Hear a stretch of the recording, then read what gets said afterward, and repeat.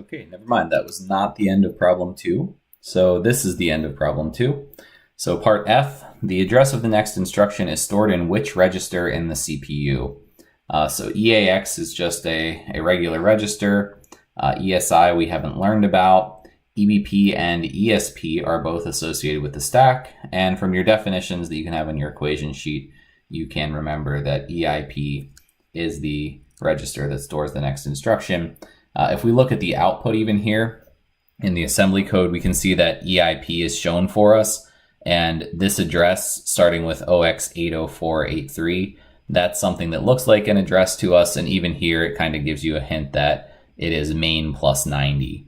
So that's another way that you can sort of verify that you are using the correct thing. So what is the assembly language of the next instruction to be executed? So that we're just looking at EIP.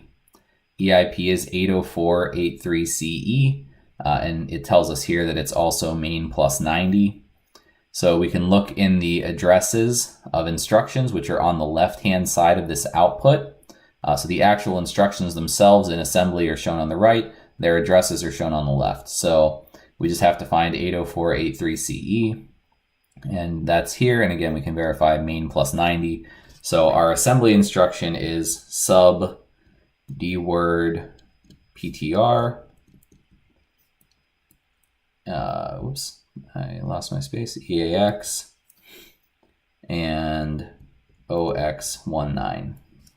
So that's the instruction we're going to execute. What line of C does this correspond to? So in this case, what we want to do is convert this hex value so we can see what decimal value we're looking for. We don't really know what the address of EAX is, so it's not really worth looking at that. We are performing subtraction, so that's another key that might help you find the line quicker. But if we do want to convert that OX19 to decimal, this is times 16 to the 1 and times 16 to the 0. So we have 16 plus 9 equals 25. So we're looking for something that subtracts 25 from a value. If we look at our C code, that is clearly coin equals coin minus 25. So that is the C program line. And if we just draw over, that is line number 12. And you can also write the coin equals coin minus 25. So just in case you give the wrong line of code, we know what you're talking about. Okay, consider the assembly instruction at address 804.839C. To what portion of the for loop does this most closely correspond?